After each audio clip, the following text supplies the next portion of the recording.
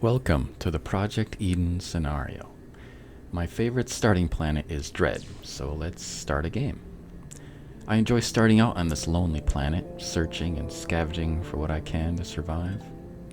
We start out on an old, abandoned bunker, marooned by pirates. And once we climb to the surface, we look around at the wasteland. Nothing but dead plants and rocks. We're surrounded by desert, all alone. What direction should we go? Let's find out. We use our handheld detector, searching for signs of life, hunting for food and water, looking for buildings that we can scavenge for parts, to build a ship so that we can leave this wasteland, so that we can rejoin our people, or hunt down the pirates that left us here. What will we find? Join me, and let's add more points of interest for people to find. Alright, let's find another 2 workshop blueprints that we can modify for use on the Dread planet. So again, I am on the Steam Workshop for Empyrion, looking at the most popular of all time bases and POI bases. The first one that I'd like to try is the Pinnacle Outpost from Kieve. And the second one that I'd like to try is a POI base called the Arctic Research Station from, oh boy, I'm going to butcher this name, OquirrhT.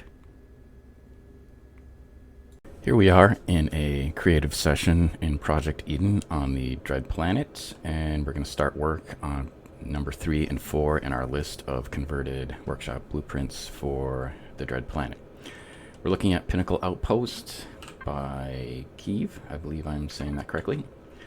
And just going to do a quick tour and talk about what we're going to modify. First, let me cast time stop and adjust it so we're in high noon. Okay, great. Lighting is good. And here we have 2 turrets, which we're going to remove because I don't remember any turrets being on the Dread planet. And we're going to take a look inside. Ammo box, O2 station, armor locker, constructor, garden area, storage, and up the elevator we have a living room, bedroom, medical area, bathroom. Okay, so we'll damage these up so that we got the impression that a pirate came through here and someone was living here. There's the core. Okay. So we'll remove a bunch of blocks and replace them with damage blocks and truss blocks. We'll do some damage with the minigun and the rocket launcher to give it a banged up look. We'll replace some blocks, move things around to give this state of disarray, as if it's been here for years or who knows how long, abandoned. We'll paint it up with some deco work, some dirt textures, if you will. Save it and celebrate.